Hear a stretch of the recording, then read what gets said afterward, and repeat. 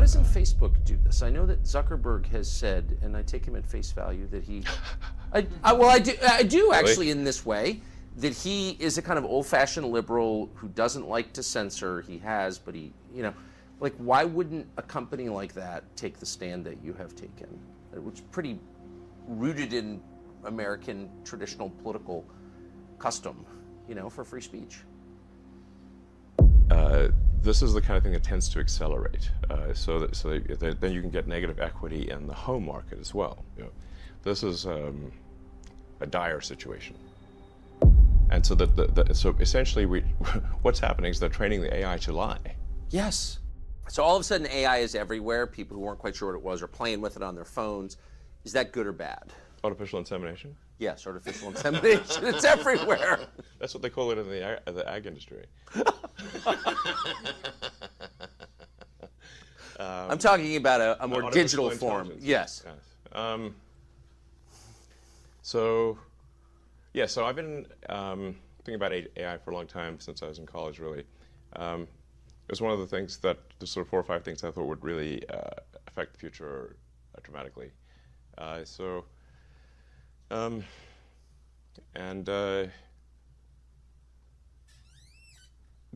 is fundamentally profound in that the smartest creatures, as far as we know, on this earth are humans, is our defining characteristic. Yes.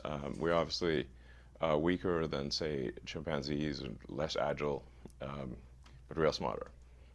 So now what happens when something vastly smarter than the smartest person comes along in silicon form? It's very difficult to predict what will happen in that circumstance.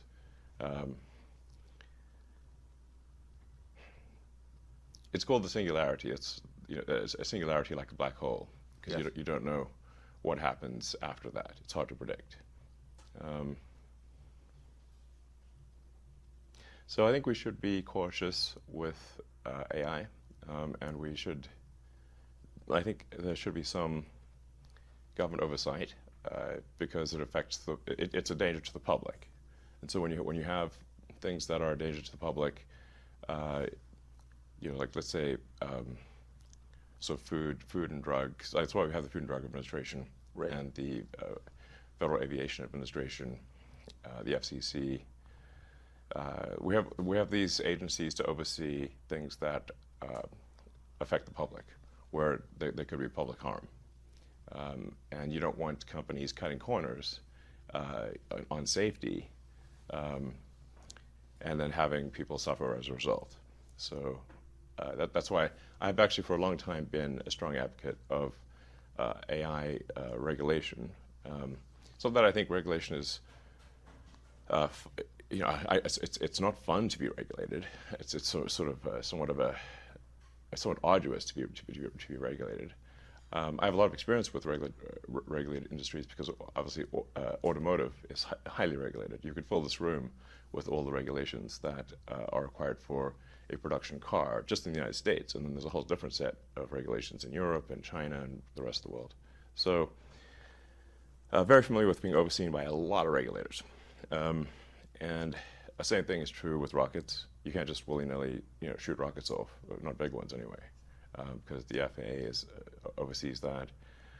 And then even to get a launch license, there are probably half a dozen or more federal agencies that need to approve it, plus state agencies. So I've been through so many regulatory situations, it's insane. And sometimes people think I'm some sort of like regulatory maverick that sort of defies regulators on a regular basis, but this is actually not the case. Once in a blue moon, rarely I will disagree with regulators, but the vast majority of the time, my companies agree with the regulations and comply. Anyway, so I think we should take this seriously, and we should have a regulatory agency. I think it needs to start with a group that initially seeks insight into AI, then solicits opinion from industry, and then has proposed rulemaking, and then those rules, will probably, hopefully, grudgingly be accepted by the major players in AI, and I think we'll have a better chance of advanced AI being beneficial to humanity in that circumstance.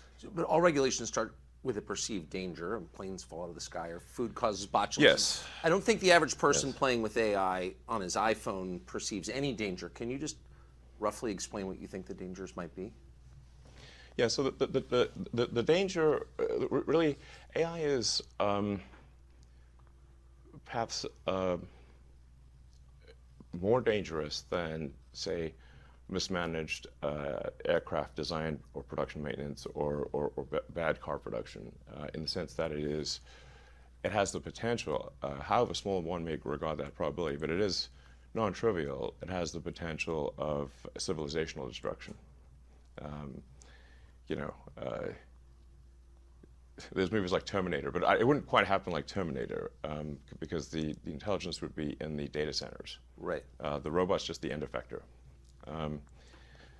But I think perhaps what you may be alluding to here is that regulations are really only put into effect after something terrible has happened. That's correct. And if that's the case for AI, and we only put in regulations after something terrible has happened, it may be too late to actually put the regulations in place. The AI may be in control at that point. You think that's real? It is conceivable that AI could take control and reach a point where you couldn't turn it off, and it would be making the decisions for people. Yeah, absolutely. Absolutely. No, that's definitely where things are headed, for sure. I mean, the things like say ChatGPT, which is based on GPT-4 from OpenAI, which is a company that I played a critical role in creating, unfortunately. Back when it was a nonprofit? Yes. I mean, the reason OpenAI exists at all is that Larry Page and I used to be close friends, and I would stay at his house in Palo Alto, and I would talk to him late into the night about AI safety. And at least my perception was that Larry was not taking AI safety seriously enough. What did he say about it? He really seemed to be wanted sort of digital superintelligence, basically digital God, if you will, as soon as possible. He wanted that? Yes.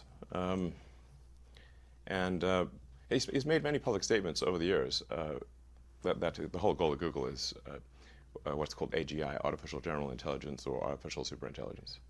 And I agree with him that there's great potential for good, but there's also potential for bad. And so if you've got some radical new technology, you want to try to take the set of actions that maximize the probability it will do good and minimize the probability it will do bad things. Yes. It can't just be hell for leather. Let's just go, barreling forward and, hope for the best. And then at one point, I said, well, what about, we got to make sure humanity's okay here. And then he called me a speciesist. Did he use that term? Yes. And there were witnesses. I wasn't the only one there when he called me a speciesist. And so I was like, okay, that's it. Yes, I'm a speciesist. Okay, you got me. What are you? Yeah, I'm fully a speciesist. Busted. So that was the last straw.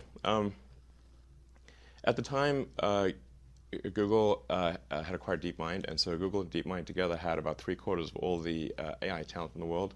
They obviously had a tremendous amount of money and more computers than anyone else.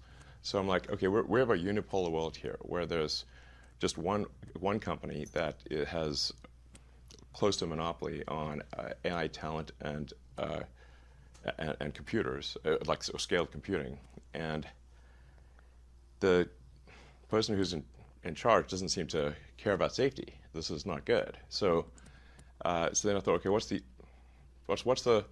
furthest thing from Google would be like a nonprofit that is fully open, because Google was closed for profit. So that's why the open in OpenAI refers to open source. transparency, so people know what's going on. Yes. And that we don't want to have like while I'm normally in favor of for-profit, we don't want this to be sort of a profit-maximizing demon from hell. That's right. That just never stops. Right. So that's how OpenAI would. So you want specious incentives here, incentives that. Yes, like, I think protect we want pro-human. Yeah. Let's make the future good for the humans. Yes. Yes, because we're humans, Right. and also the other creatures on Earth too. But we've got to. I think I think people sometimes take the fact that like we're here on Earth for granted, and that there's the consciousness is just a normal thing that happens. But to the best of my knowledge, we see no evidence of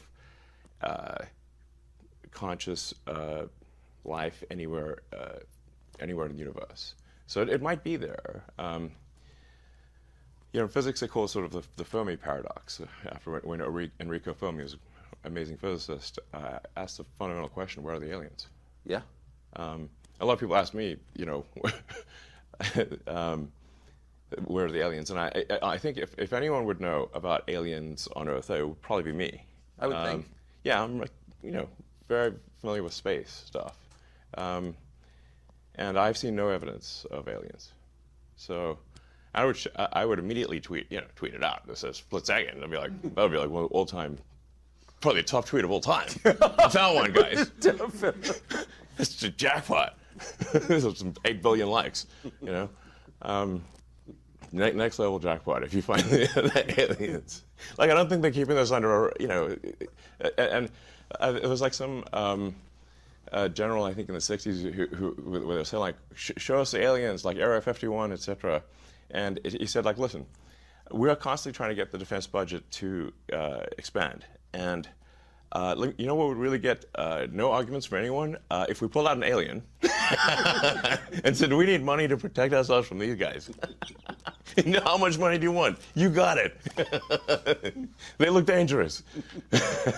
So the fastest way to get a defense budget increase would be for me to pull out an alien, We're like, yeah. I mean, there could be the invasion fleet could be arriving any minute. Who knows? So, so I digress. But you were saying that our consciousness makes us unique in the universe so far as we know. And that we take yes, it for I'm not saying that granted. we are unique. I'm simply stating, to the best of my knowledge, that there is no evidence for other Yes. conscious life. I hope there is, and I hope they're peaceful. Obviously, two important characteristics. But I'm just saying we haven't seen anything yet. So. Yeah. But you think that we take our existence here for granted? Yeah, I think that there are threats to it. Yeah, exactly. So. I just think we should not assume that civilization is robust. And if you look at the history of civilizations, the rise and fall of the ancient Egyptians, the ancient Sumerians, Rome, there's throughout the world there've been rise and fall of many civilizations. So there's an arc, there's sort of a life cycle arc to civilizations, just as there is to individual humans. Yes. And I think we just want to make sure that we have civilization go onward and upward. And that's, for example, why I'm concerned about decreasing birth rates and the fact that, for example, Japan had twice as many deaths last year as births. So that's they're a leading indicator. Can I say, and you've written and talked a lot about this, but can I just ask you to pause just for a parenthetical note? Why is that? I mean, the urge to have sex and to procreate is, after breathing and eating, the most basic urge. Yes. How has it been subverted? Well, it's just in the past we could rely upon simple limbic system rewards Yes. in order to procreate. But once you have birth control and abortions and whatnot, now you can still satisfy the limbic instinct, but not procreate. So we haven't yet evolved to deal with that, because this is all fairly recent, the last 50 years or so, for birth control. So yeah, So I'm sort of worried that, hey, civilization, if we don't make enough people to at least sustain our numbers, perhaps increase a little bit, then civilization is going to crumble. And if there's the old question of like, will civilization end with a bang or a whimper? Well, it's currently trying to end with a whimper in adult diapers. Yes. Which is depressing as hell. The most depressing. I mean, seriously, yeah. War is less depressing. Yeah, I'd rather go out with a bang. Yeah, amen. With your shoes on. Yeah. Not with your More diaper on. exciting. Yeah. Yeah. So can you just put it, I keep pressing you, but just for people who haven't thought this through and aren't familiar with it, and the cool parts of artificial intelligence are so obvious. Write your college paper for you, write a limerick about yourself. Yeah. Like, there's a lot there that's fun and useful. But can you be more precise about what's potentially dangerous and scary? Like, what could it do? What specifically are you worried about? Well, I mean, going with old sayings, the pen is mightier than the sword. If you have a super intelligent AI that is capable of writing incredibly well and in a way that is very influential, convincing, and is constantly figuring out what is more convincing to people over time, and then enter social media, for example, Twitter, but also Facebook and others, and potentially manipulates public opinion in a way that is very bad. How would we even know? Yeah. So we wouldn't.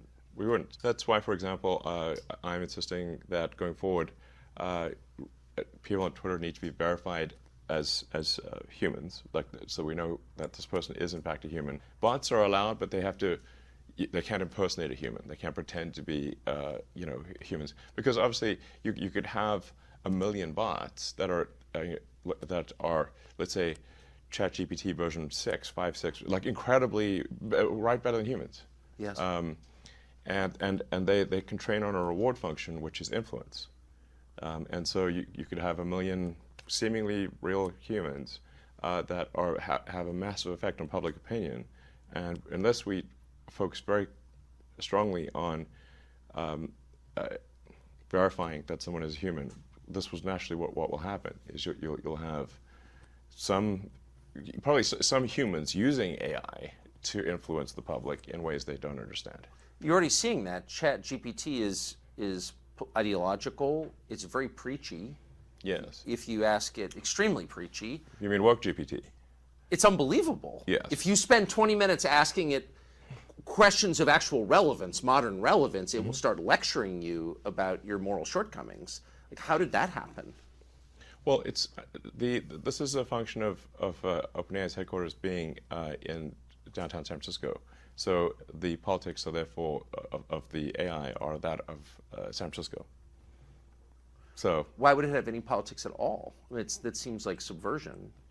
Well, they have what's called like human reinforcement learning, which is another way of saying that they have a whole bunch of people that look at the output of GPT-4 and then say whether that's okay or not okay. And so so essentially what's happening is they're training the AI to lie.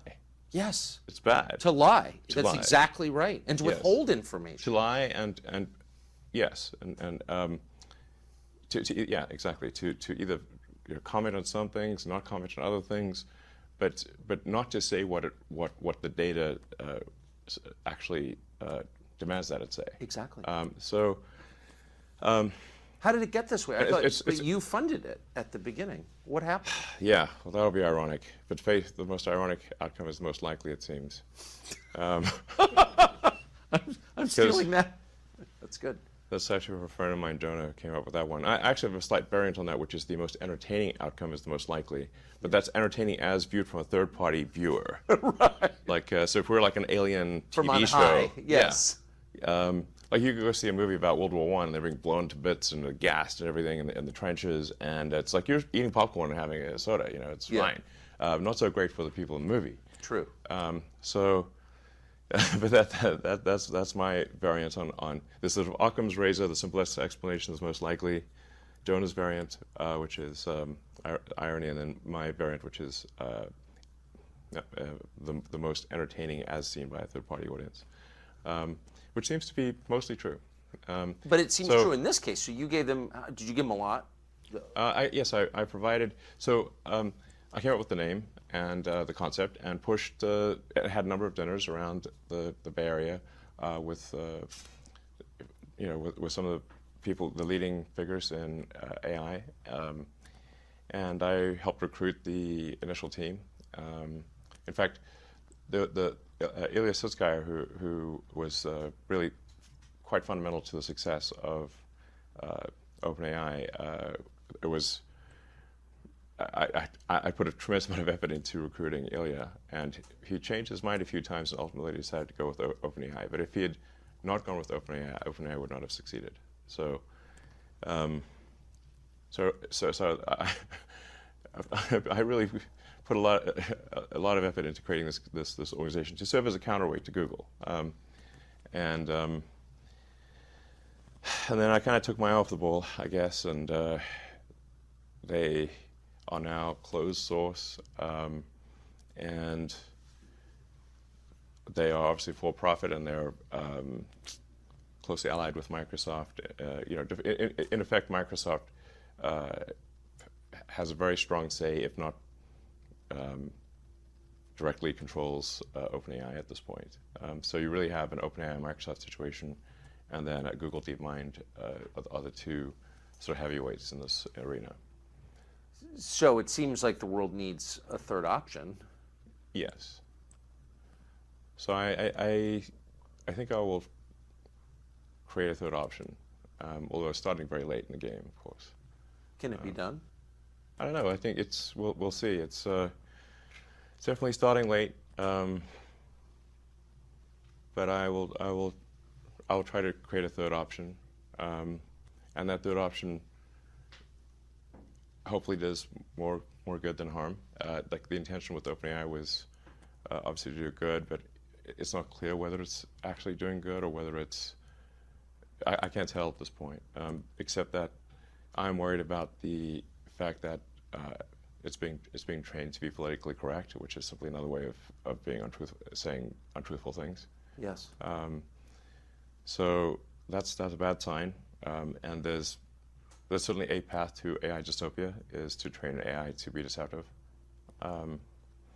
So I'm going to start something which I know you call Truth GBT, or a maximum truth-seeking AI that tries to understand the nature of the universe. And I think this might be the best path to safety, in the sense that an AI that cares about understanding the universe it is unlikely to annihilate humans, because we are an interesting part of the universe. Hopefully, they would think that. I think it would, because humanity could decide to hunt down all the chimpanzees and kill them, but we don't, because we're actually glad that they exist. Yes. And we aspire to protect their habitats, and that's so I think. But we feel that way because we have souls, and that makes us sentimental and reflective. It gives us a moral sense, longings. Can a machine ever have those things? Can a machine be sentimental? Can it appreciate beauty?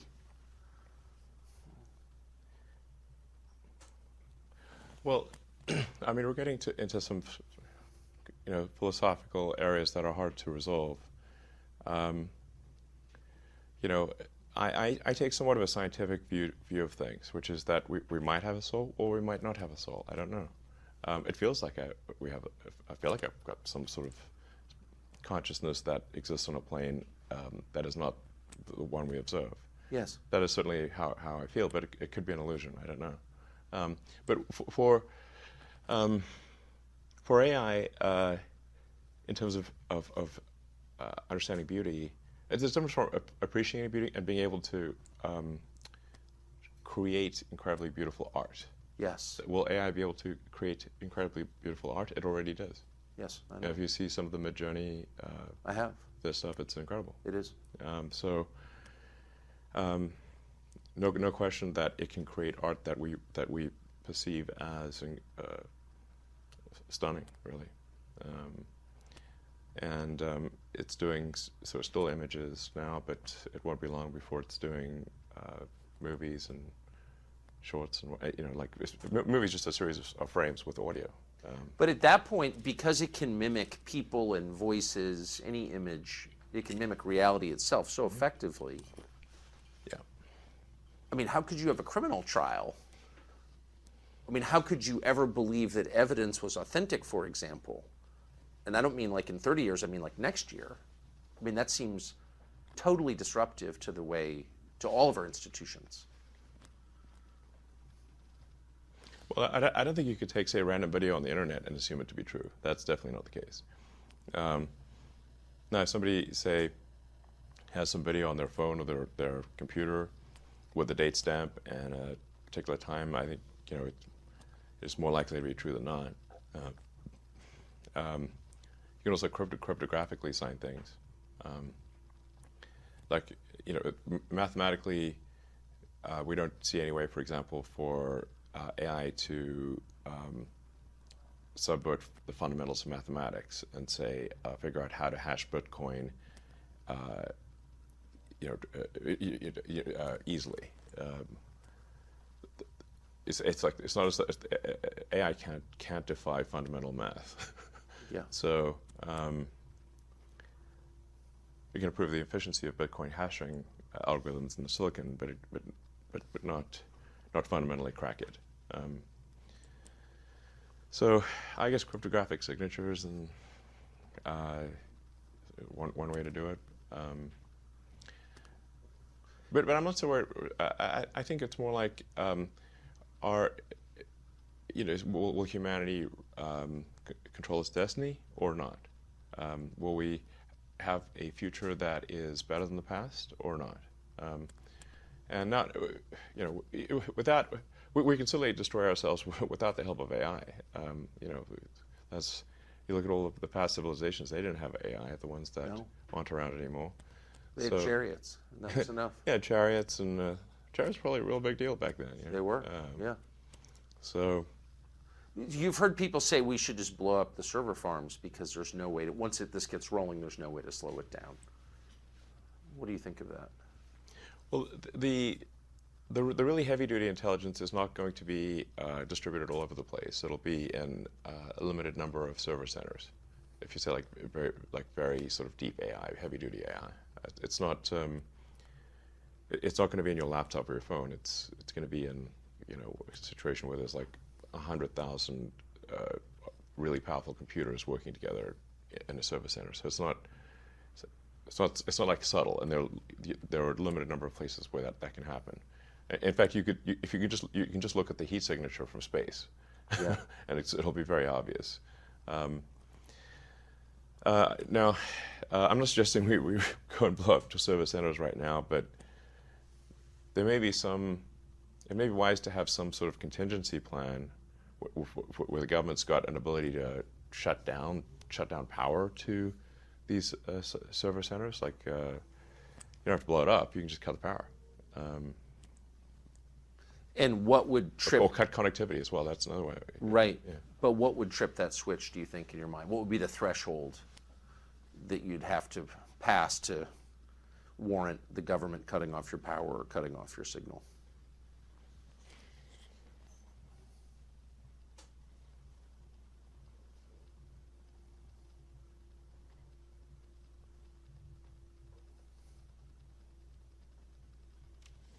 Well, I mean, I guess if we lost control of some super AI, like for some reason, like the things that would normally work to do a passive shutdown, like the administrator passwords, if they somehow stop working, where we can't slow down or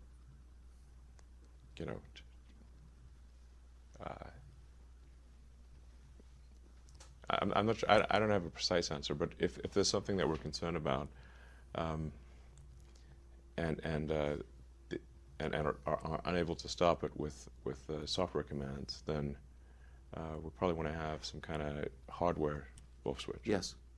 I think can't hurt. Have you talked to, since you know Larry Page, one, and you obviously you know the OpenAI guys because you started it. Definitely have one. Have you talked to the people who run the biggest AI companies about this recently? I haven't talked to Larry Page in a few years because he got very upset with me about OpenAI. So when OpenAI was created, it did shift things into from a unipolar world where Google and DeepMind controlled, like I said, 3/4 of all the AI talent, to where there's now a sort of bipolar world, or OpenAI and Google DeepMind, and they're and now weirdly it seems OpenAI is maybe ahead. So I have had conversations with the OpenAI team, Sam Altman. I haven't talked to Larry Page because he doesn't want to talk to me anymore for a few years. Can I ask you just about, since you've been around a lot of this, the thinking? So why would anyone not be a speciesist, be human-centered in his thinking about technology? Like, what's the thinking there? I think what he's trying to say is that, if I were to guess, that all consciousness should be treated equally, and whether that is digital or biological. And you disagree? I disagree, yeah. Especially if the digital consciousness, or whatever you want to call it, digital intelligence, decides to curtail the biological intelligence. Right. So you're just building your own slave master, and why would you do that? Doesn't sound great. Yeah, I mean, we should at least, no need to rush, you know. Like, what's the hurry? Where's the fire?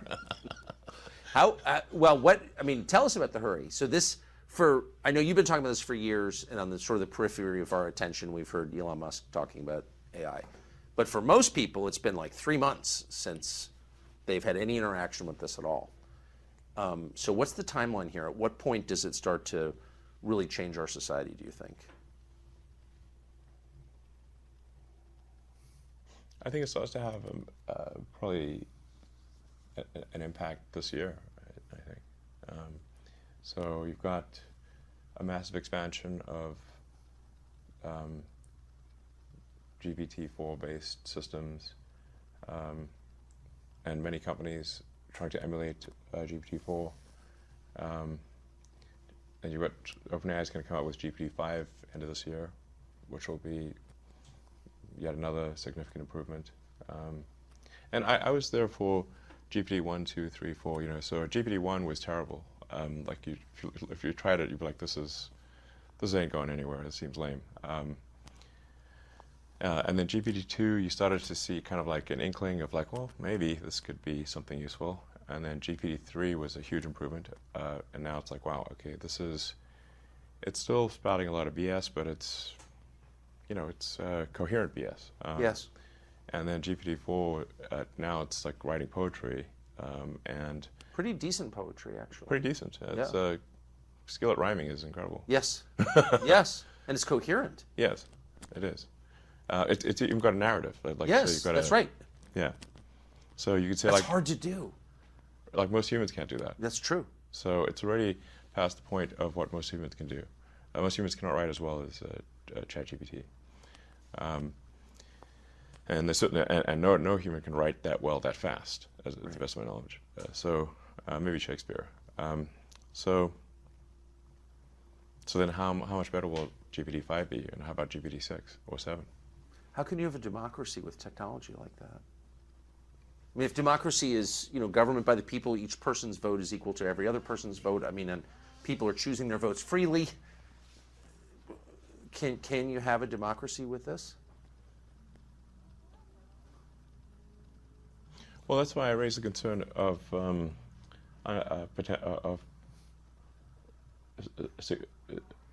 AI being a significant influence in elections. And even if you say that AI doesn't have agency, well, it's very likely that people will use the AI as a tool in elections. And then, if the AI is smart enough, are they using the tool, or is the tool using them? So I think things are getting weird, and they're getting weird fast. And so I think we should be concerned about this, and we should have regulatory oversight. That's why I think it's a big deal. And I think social media companies really need to put a lot of attention into ensuring that the things that get created and promoted are that we're dealing with real people, not with a million ChatGPTs pretending to be people. Exactly. Do you think, speaking of social media, you bought Twitter famously, you've got a lot of other businesses and a lot going on. Yes. You said you bought it because you believe in speech, free speech. You've had a lot of hassle since you bought it. In retrospect, was it worth buying it? I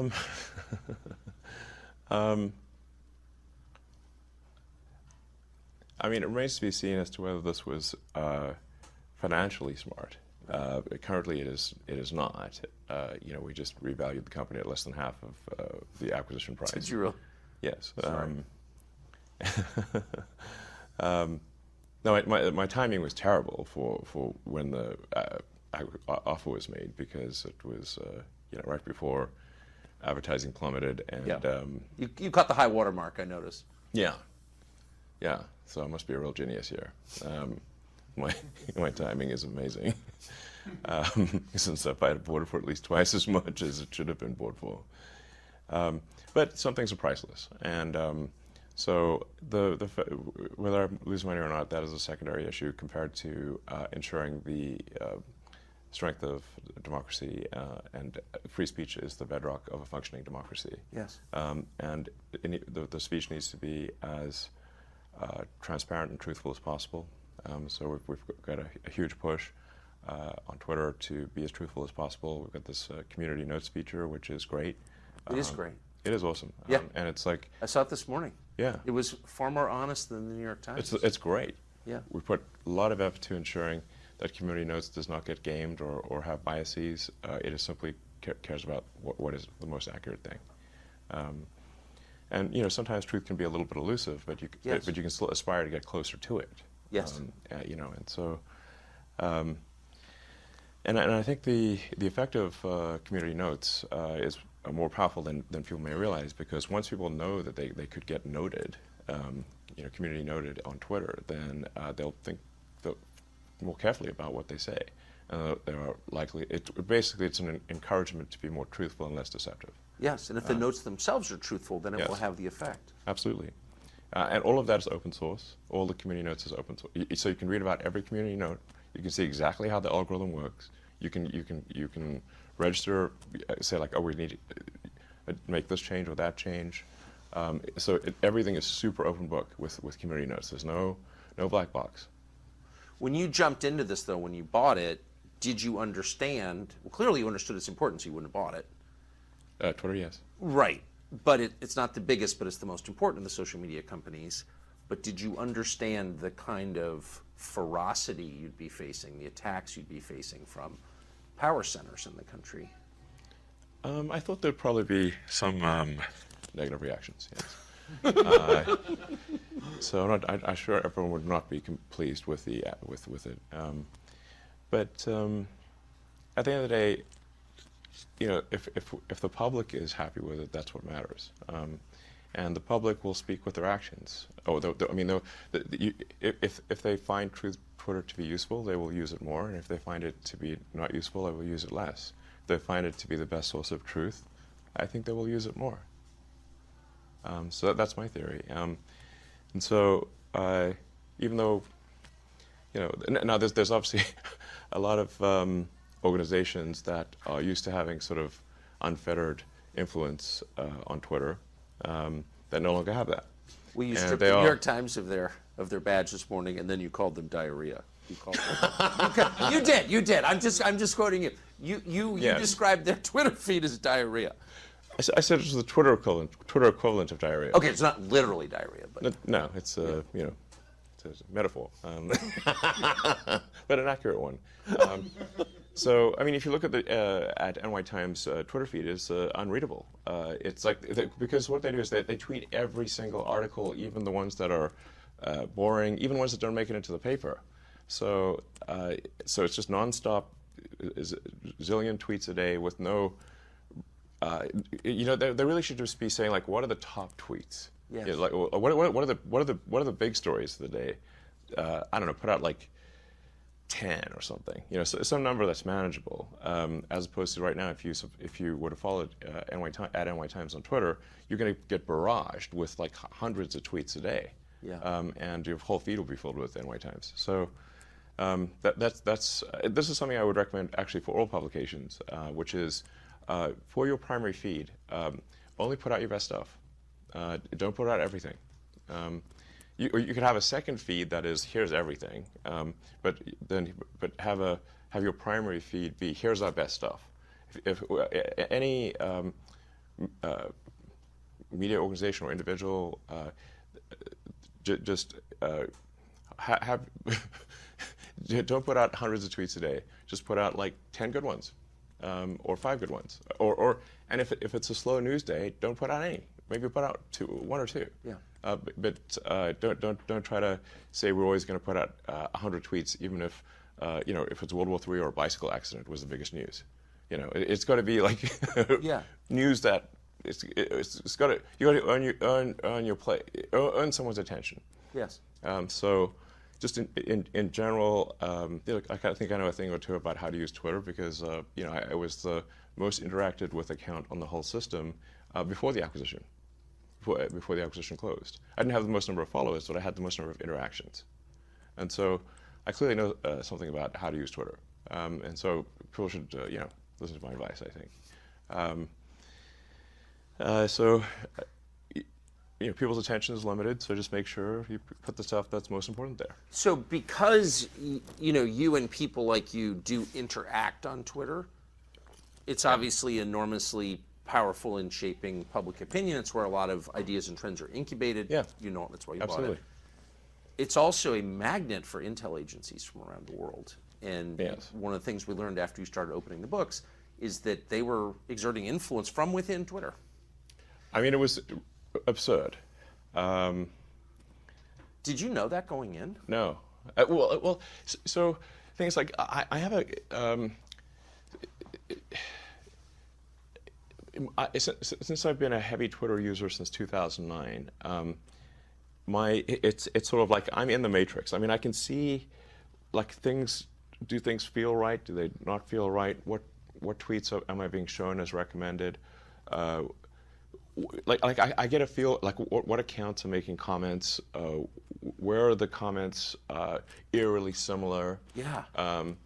And then you look at the account, and it's just obviously a fake photo, and it's just obviously a bot cluster Yes. over and over again.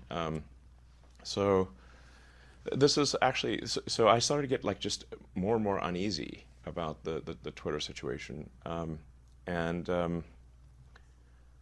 my initial goal was actually not to acquire Twitter. I mean the actual sequence of events was that I was looking at.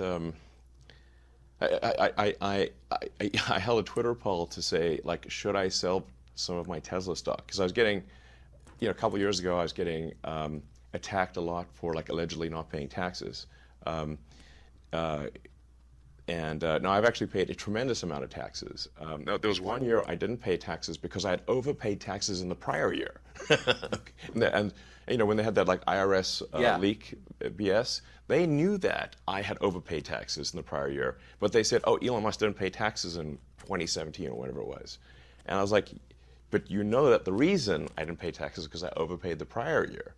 You didn't mention that, so that was deceptive." Anyway, so but the Elizabeth Warrens of the world and Bernie Sanders like saying, "Oh, I'm not selling stock and I'm not paying taxes," so I'm like, look, I don't know what the right thing to do is here. I thought the right thing to do was to not sell stock. The captain should be the last one to leave the ship. That's right.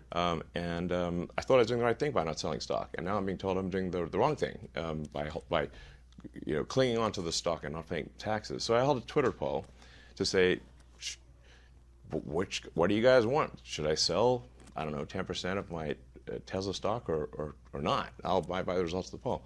And that's like 60% of people said, yeah, you should sell 10%. So I did. So then I had a bunch of cash, and I'm like, what should I do with this? At the time, the Federal Reserve rates were super low, so it's just like sitting in the I guess Your checking account? well, in the T-bill account, Yeah. money market account, whatever. The whole banking thing is a whole separate subject. I know it's a little thing or two about finance, so then I'm sitting with this money in the account. It's earning less than the rate of inflation. So the rate of inflation is much higher. So we got high inflation. I'm earning peanuts in the money market account. Well, this is dumb. I'm getting like minus. Yeah, it's just evaporating. Yeah, I'm getting minus like 6 or 7% return here, maybe worse. And so then, well, it's like, what stock should I buy? And I believe in buying stocks of companies where you use the product. And Apple's got a competing electric vehicle car program. So, I like Apple products, but I'm not going to invest in them because they've got a competing autonomous EV program. And so what's the other product that I use a lot? Oh, Twitter. Okay, so I'll, put the money in Twitter. It's better than just having it earn, negative 6% inflation situation. So I bought a bunch of Twitter stock. Not like I said, not with the intent of buying the company. Just it's better than keeping it in a money market account. Do you remember how much you bought? I think it was like 8% or something of the company. I'm talking to some of the board members, and then they said, "Hey, well, do you want to join the board?" So I was like, "Well, I generally don't want to be on boards, but." Because it's boring, and I have a lot of things to do. But I do care about the direction of Twitter, so I'll consider being on the board. And I thought about it for about a week or so. And then based on the conversations that I was having with the management team and the board, I came to the conclusion, rightly or wrongly, that if I joined the board, they would not listen to me. So then I'm like, okay. Then I would just be a quisling. I don't want to be some sort of just, go along for the ride quisling situation. And if a collaborator, effectively. Right. So, and it really felt like, I was starting to feel like, wait a second, like weird, something's not right in this, Something's wrong in the state of Denmark here. Something feels wrong about the platform. It seemed to be just drifting in a. I couldn't place it exactly. Just it felt like it was drifting in a bad direction. So then I was like, and my conversations with the board and management seemed to confirm my intuition about that. So then I was like, okay. But basically, I was convinced these guys do not care about fixing Twitter, and I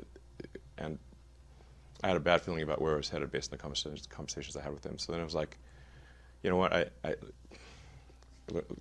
I'll try acquiring it and see if acquiring it is possible. Now I didn't have enough cash to acquire it, so I would need support from others, from some of the existing investors. I would also need like a lot of debt and. So it wasn't clear to me whether an acquisition would succeed, but I thought I would try. And ultimately, it did succeed. So anyway, here we are. But when you got there and all of a sudden you own it and all the data on the service belongs to you. Well, it belongs to the people in my view, but yes. But you can see what it is, and you can Yes. see what they've been doing, and you can see who's been working there.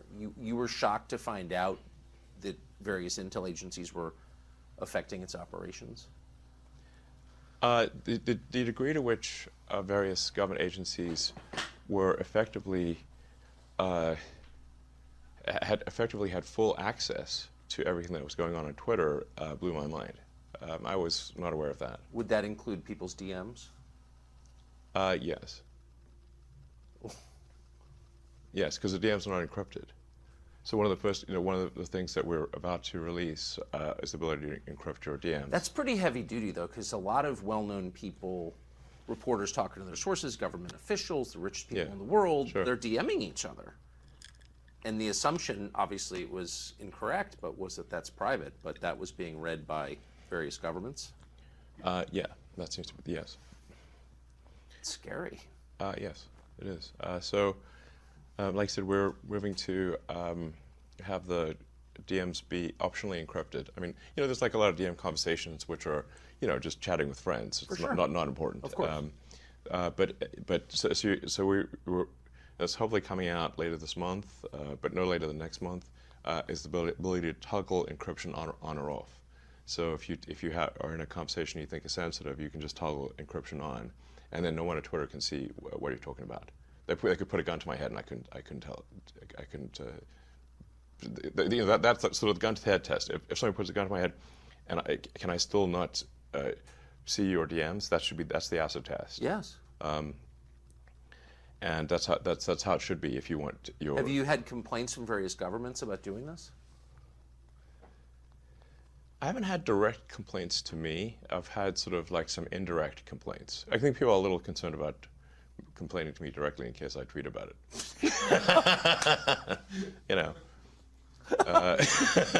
They're like, uh-oh.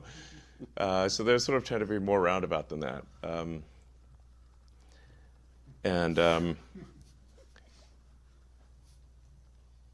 I mean, if I got something that was unconstitutional from the U.S. government, I would say my reply would be to send them a copy of the, First Amendment, and just say like, what part of this are we getting wrong? You have a lot of government contracts. What part of this are we getting wrong? Please tell me. I mean, it's a pretty. No, I'm just saying, but you're kind of exposed in your other businesses. So this is just in case our viewers aren't following this. This is not. You're not just like a journalist taking a stand on behalf of the First Amendment. You're a guy with big government contracts, giving the finger to the government in some way. No, well, am I giving the finger to the government?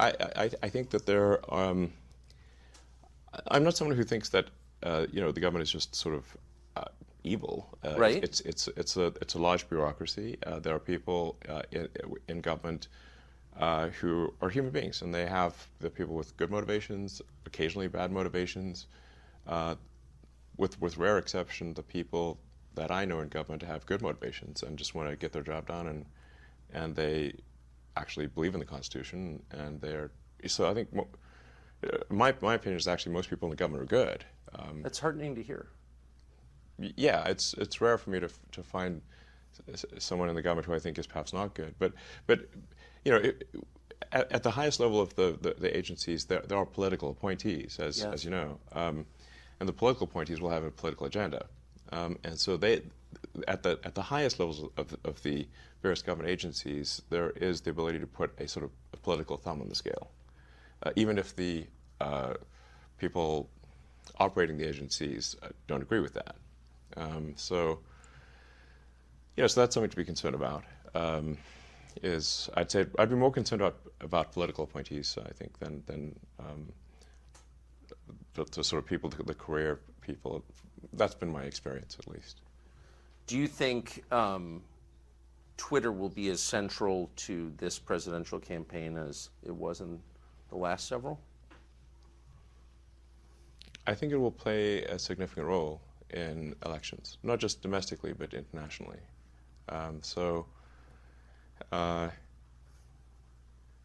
The goal of New Twitter is to be as fair and even-handed as possible, so not favoring any political ideology, but just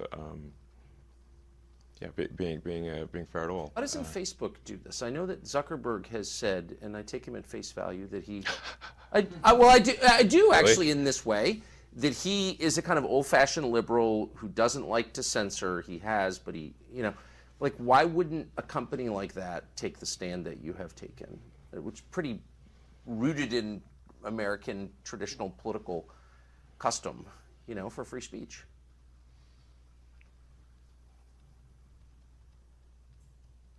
My understanding is that Zuckerberg spent $400 million in the last election, nominally in a get-out-the-vote campaign, but really fundamentally in support of Democrats. Is that accurate or not accurate? That is accurate. Yes. Does that sound unbiased to you? No, it doesn't. Yes.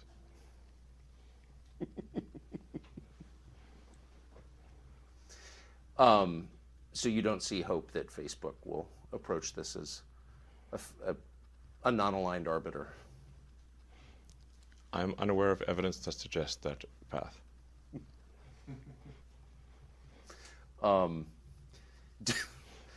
Can you you've allowed Donald Trump back on Twitter? He hasn't taken you up on your offer because he's got his own thing. Right. Do you think he will go back on Twitter?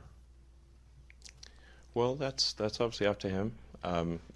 My job is to, I take the freedom of speech just very seriously. So it's I didn't vote for Donald Trump. I actually voted for Biden. Yep. People think I'm some sort of hardcore, So certainly some of the media try to paint me as like far right or whatever. I'm right. And the only time I've ever even voted Republican was once for because I registered to vote in South Texas. It was for a Mexican American woman for Congress. That's literally the only Republican vote I've ever cast in my entire life. Yeah. Once.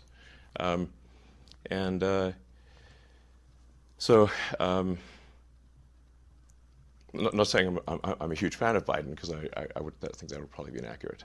But we have difficult choices to make in these presidential elections. It's not. I would prefer, frankly, that we put someone, just a normal person, as president, a normal person with common sense, and whose values are smack in the middle of the country. Center of the normal distribution, and I think that would be great. I agree. I agree with that. And everyone would be happier. Would you run? Like, why wouldn't you run? I wasn't born here, so. Oh, of course you weren't. Yeah. I'm a technologist also. I'm not a politician, so it's not like I think we have made maybe being president not that much fun, to be totally frank. Yeah. It is by design a relatively weak role, because it's intended to be balanced by the House and the Senate and the judiciary. So it's not like if you're prime minister in England or Canada, you have far more power than if you're president, because it's like being Speaker of the House and being president. President's like deliberately weak in order to avoid creating a king-queen situation, but you get dumped on all day, no matter what you do, and everything you do is scrutinized, and your life is not your own. And if you any skeletons you've got in the closet will be trotted out and paraded down Main Street. And even if they don't exist, they'll make them up and fake whatever. Politics is a blood sport. Yeah. So it's not something I'd want to do. So I got one last thread that you alluded to. You said, "Don't get me started on the banks." So you've seen a couple regional bank collapses. Yeah. And we've been told that's not a big deal, that these are isolated and each one collapsed for unique reasons. It's not systemic in any sense. What's your sense of the stability of the American banking system?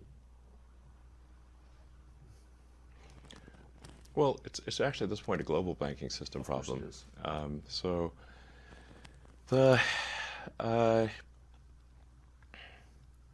we have a situation here where it's not that the canary in the coal mine has died, but the miners are starting to die too. So. And Silicon Valley Bank collapsing overnight is one hell of a big canary. It's more like a turkey. I mean, it's not like some small fry thing. Yeah. It's big fry, or medium fry. And then Credit Suisse, which is I think was formed in the mid 1800s, was basically sold for pennies on the dollar, forced to merge with UBS. And even then required backstop by the Swiss government. I mean, hello guys, maybe we have issues here. Maybe things aren't all great. They're definitely not all great. Maybe I should be more forceful here. I think that there is a serious danger with the global banking system. There's a strong argument that if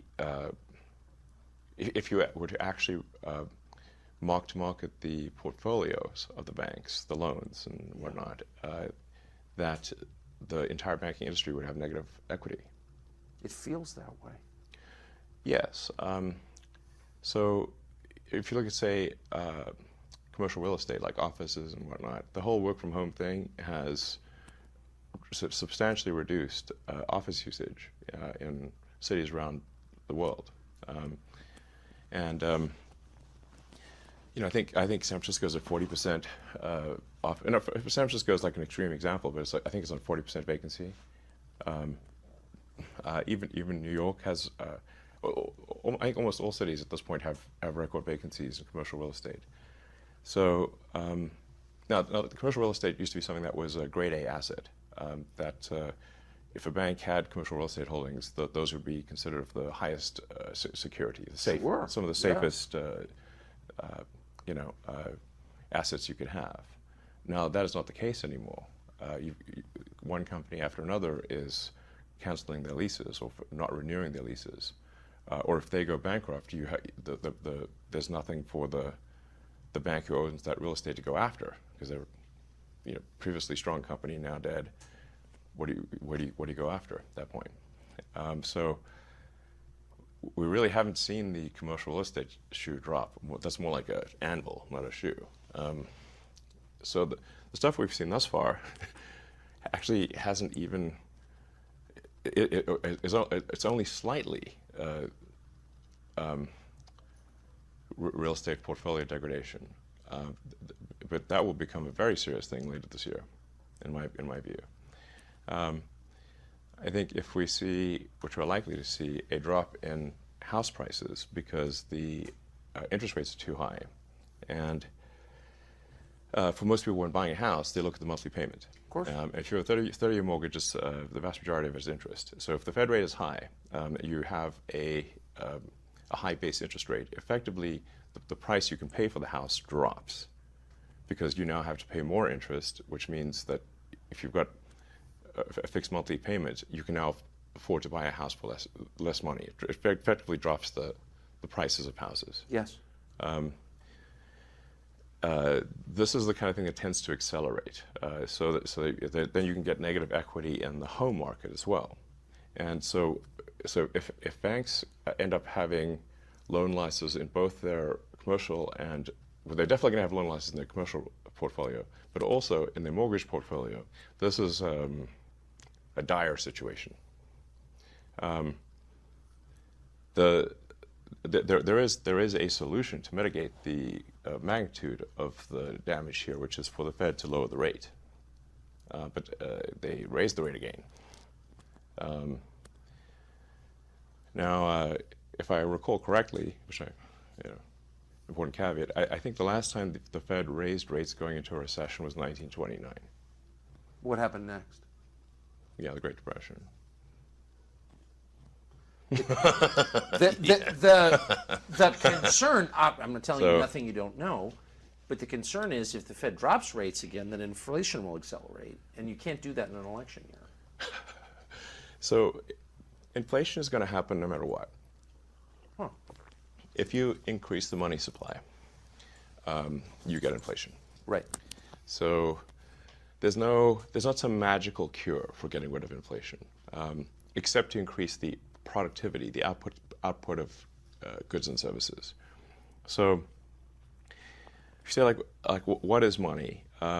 You've got these sort of it's basically numbers in a database that sum up to some total. Then you've got the output of goods and services of the economy, and as long as the ratio of money to ratio of goods and services stays, if that stays constant, you have no inflation.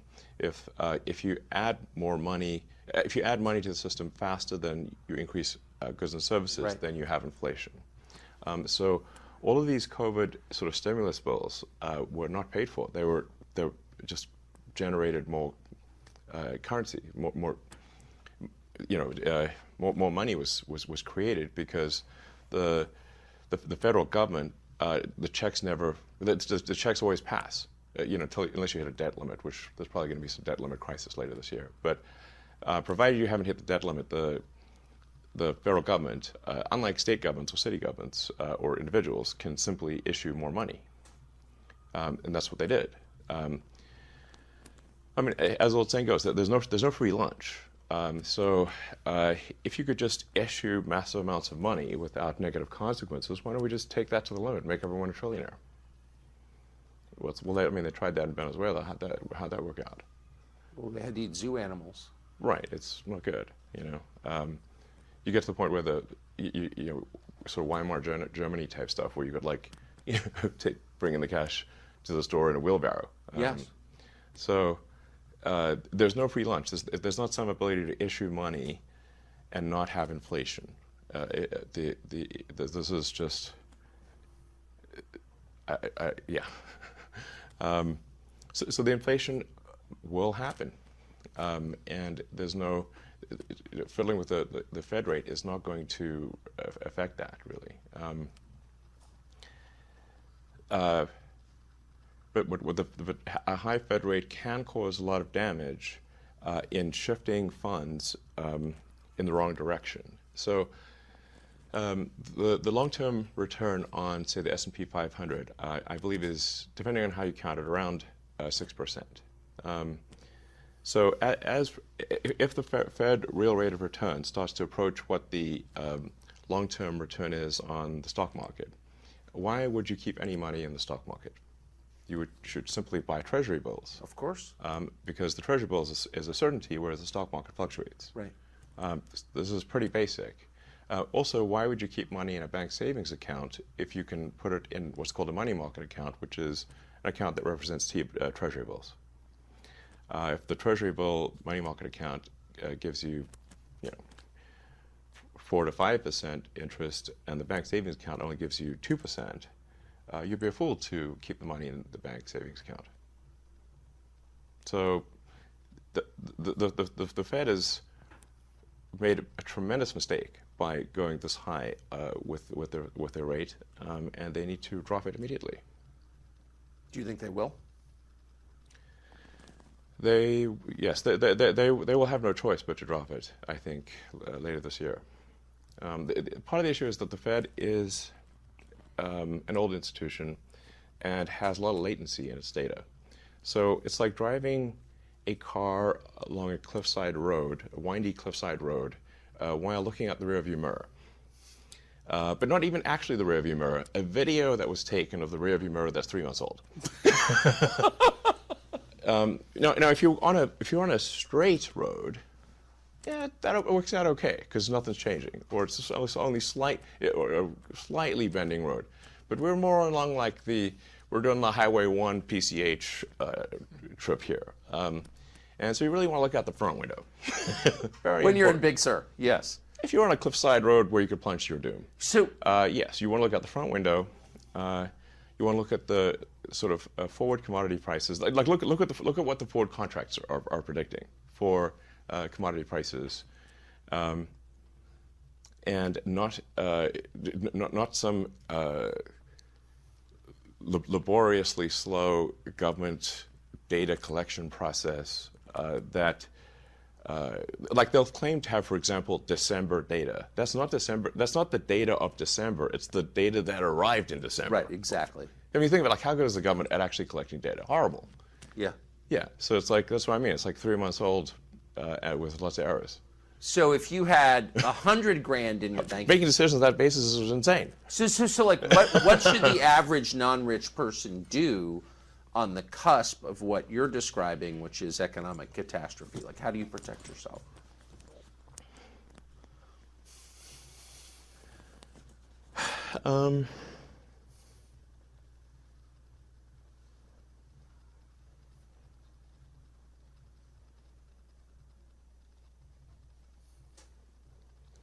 I think probably a smart move overall, and this is guidance that I think applies across the ages, is if there are companies in whose products you believe, buy and hold the stock, and when everyone else is panicking, then buy more, and when everyone else thinks that the stock is going to the moon, sell it.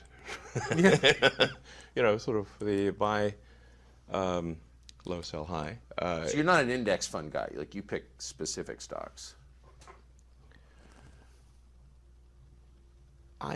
That's my you have to say, like, what is the purpose of a company? Why should a company exist? A company exists is a group of people collected together to provide products and services. It's not a thing in and of itself. It's just a group of people that's like, it's hard if it was just one person making, you can make cupcakes yourself, but you can't make cars by yourself.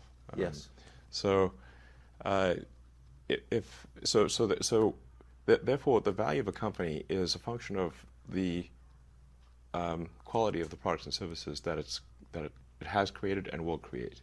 And so, if there's a company that you think, well, this company's got a lot of exciting products that I think are awesome, their current products are good, that's probably a company to invest in, because that's the reason companies exist, to produce goods and services that you like. And so, no, I mean, there's some caveats here to make sure you're not like investing when it's like the hottest thing, because then it's going to be at a temporary high. But when it's not sort of at a weirdly temporary high, I think just generally looking at a company and saying, well, I like the products and services of that company, and I like where they're going, and the management seems sensible, and then I think buying and holding that stock is probably the right move. I'm probably doing that with a few companies. That's what I'd recommend. I think I could really go on at length about the financial system and the stock market and everything. But these days I think we've gotten a little too far into the index passive fund world. Like, somebody at some point's got to make a decision. I couldn't agree more. Yeah, and by the way, it's like betting on both red and black. I mean, it doesn't. Yeah. Well, betting on red and black in a casino situation where it could come up green, right? And you're bound to lose. Yeah. So the longer you play, the worse you do. Now, the stock market is kind of like the opposite of a casino, which is the longer you play, the more likely you are to succeed. That historically has been the case, and I think will continue to be the case. But it's really just important not to panic. If you buy a stock and you read something terrible in the newspaper, you want to just remember the news has got a negative bias. And think about, are the products of the company still sound? Does it have a good product roadmap? Do you believe in the management? If so, ignore what the press says. Or if the price drops when there's a negative article, buy the stock. So here's my last question, and you mentioned the press. You've been the subject of press coverage for like a long time. Sure. But very intense media coverage for the last year. Yeah, sure. Well, it seems that way anyway. Yeah. How has your opinion of the press changed? So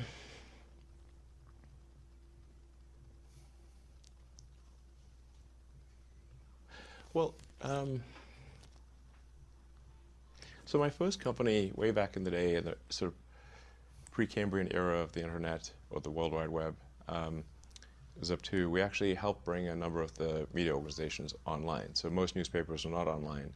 We helped bring hundreds of newspapers and magazines online for the first time. We added a tremendous amount of functionality to their websites with our software. The New York Times Company and Knight Ridder were major investors and were on the board. I spent a lot of time in newsrooms. So I'm not unfamiliar with the media. I got to see it firsthand all the way back in like 1996, so it's been a while. Sort of traditional media certainly had revenue challenges because as online advertising has increased and it's much more measurable and much more sort of direct, you can say, like, I spent this amount and got this output, it's interactive, unlike, say, a newspaper or broadcast TV. You're kind of guessing with a newspaper and broadcast TV. That's right. Whereas if something's online, you can tell immediately that that person saw the ad and bought the product. It's very, very immediate. So, and it's actually more effective if the advertising is customized to the individual. So the advertising is more likely to be relevant. Whereas broadcast, if it's being shown to everyone, it's going to be irrelevant to most people. The result of that has been a huge shift in advertising revenue from say newspapers and TV to the Googles and Facebooks of the world, and a tiny bit to Twitter. I think Twitter gets like 1% of advertising revenue is quite tiny. So this is meant a shrinking pie, obviously, for most of the traditional media companies, and made them more desperate to get clicks, to get attention, and it's made them when they're in sort of a desperate state, they will then tend to really push headlines that get the most clicks, whether those headlines are accurate or not. So it's resulted, in my view, I think most people would agree, a less truthful, less accurate news. Because they just got to get a rise out of people, and I think it's also increased the negativity of the news, because I think humans instinctually respond more to I think we have an instinctual negative bias, which kind of makes sense in that, like, if like, let's say, like, it's more important to remember where was the lion, or where was the tribe that wants to kill my tribe, than where is the bush with berries. Yes. Like, one's like a permanent negative outcome, and the other is like, well, I might go hungry. So, meaning like there's an asymmetry in sort of involved asymmetry in negative versus positive stuff, and also historically, the negative stuff would have been quite proximate, like it would have been near, represented a real danger to you as a person, if you heard negative news. Because historically, like a few hundred years ago, we're not hearing about what negative things are happening on the other side of the world, or on the other side of the country. We're hearing about negative things in our village, things that could actually have a bad effect on you. Whereas now we're hearing about, the news very often seems to attempt to answer the question, what is the worst thing that happened on Earth today? And you wonder why you're sad after reading that, and then use the most inflammatory language. Because every day they got to sell the advertising, even if it happened to be a slow news day. Do you read any legacy media outlets? I read a lot. I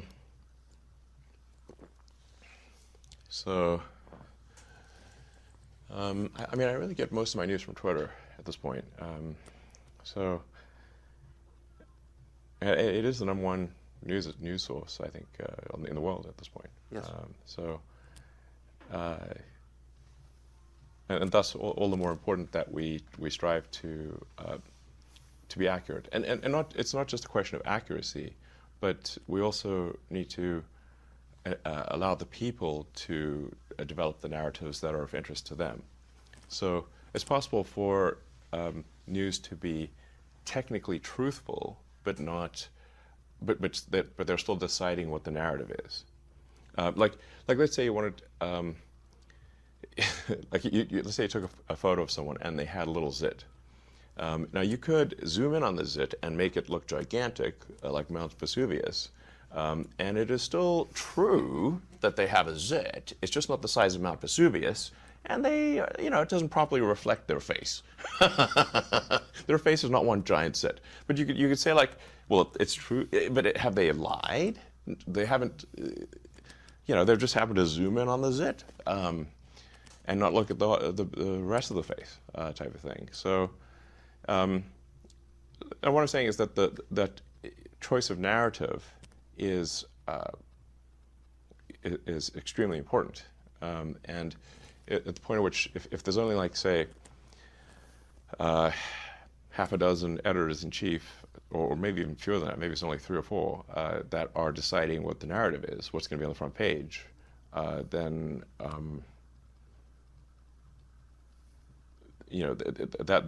that's a form of manipulation of public opinion I think the public often doesn't appreciate, and is perhaps the most pernicious of all. That's right, because it's the most subtle.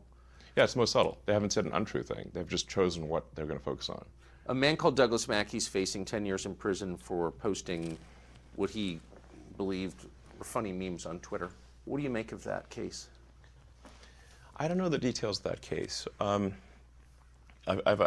read a little bit about it. You probably know more about it than I do. But I certainly don't think someone should go to prison for a long period of time for posting memes on Twitter, in which case we're going to have a very, very full prison. And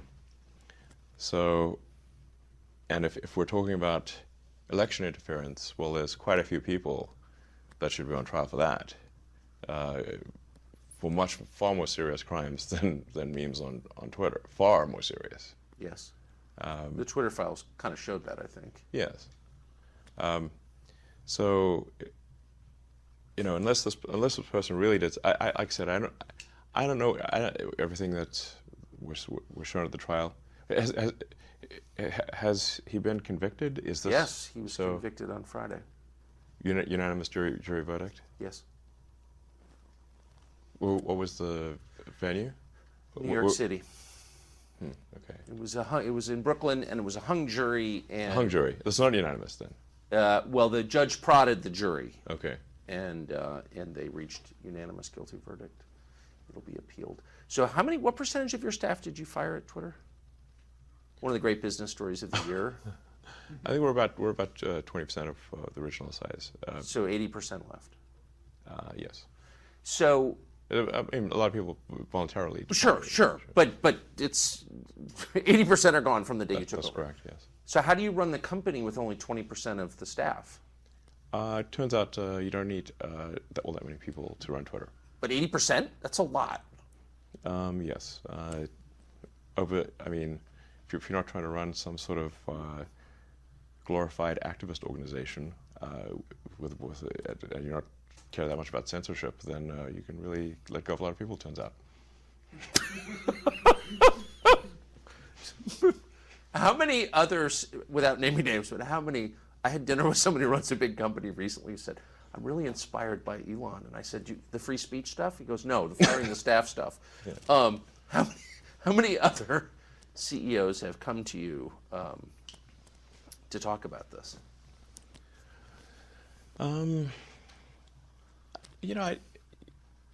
spend a lot of time at work, so it's not like I'm meeting with lots of people. They see what actions I've taken, but I think we just had a situation at Twitter where it was absurdly overstaffed. So it wasn't like you look and say, like, what does it really take to operate Twitter? Most of what we're talking about here is a group text service at scale.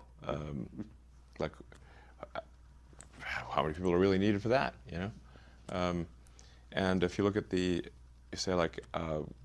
what has been the product development over time with Twitter, and years versus product improvements, and it's like a pretty flat line. So what are they doing? It took a year to add an edit button that doesn't work most of the time. I mean, I feel like if it was a comedy situation here, you're not making cars, it's very difficult to make cars, or get rockets to orbit. So, the real question is, like, how did it get so absurdly overstaffed? This is insane. So, anyway, and it's clearly working. In fact, I think it's working better than ever. We've increased the responsiveness of the system by, in some cases, over 80%. There's a core piece of code for generating the timeline, which is run literally billions of times a day. We've cut that code from 700,000 lines to 70,000 lines run. Yeah, and the code efficiency by over 80%. Like, meaning how much compute is necessary to render the timeline. Yeah. By 80%. I mean, this is, in 4 or 5 months, we've increased the video time from roughly 2 minutes, or best case 10 minutes, to now 2 hours. So you can put 2 hours of video on Twitter. We'll soon be increasing that to really where there's no meaningful limit. We've increased the tweet length from 240 characters to 4,000. We'll be increasing that to where there's, again, no meaningful length to, if you want to post a novel on Twitter, you should be able to do it. as everyone saw on Friday, we open sourced the super embarrassing recommendation algorithm, which people are taking apart and eviscerating, which is exactly what I had hoped they would do, and pointing out all the nonsense. And we're going to open source more, and we're going to subject it to public review. We're also going to get criticized a lot because people will point out all of the foolish things that are happening in the code, but then we'll fix it. We'll fix it fast and in full public view. And I think that's the kind of thing that owns the public trust. You know, because like, don't take my word for it. It's just you can literally read the code and you can read what people say about the code, and you can see the improvements that we make, and you can see you'll be able to see the, like, in real time, live. See it get better. So my prediction is that this, I would be surprised if this does not lead the public to think, okay, this is something that I can trust. I mean, I think far more trustworthy than, say, other social media organizations that have some mysterious black box that they refuse to show how it works. I mean, what are they trying to hide? What are they trying to hide? Just not good things. Yeah. If they had to have something to hide, why don't they show it? But they won't. Because it's a proprietary business secret. Yeah, sure. So, so we're trying to make Twitter the most trusted place on the internet, the where you can get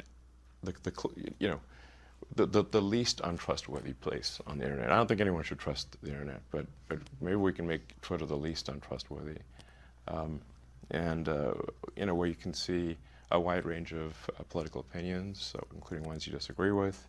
I think people should be exposed to things they disagree with. It shouldn't just be continuous self-reinforcement of, like, what, So that's the goal, and I think we're making some good progress in that direction.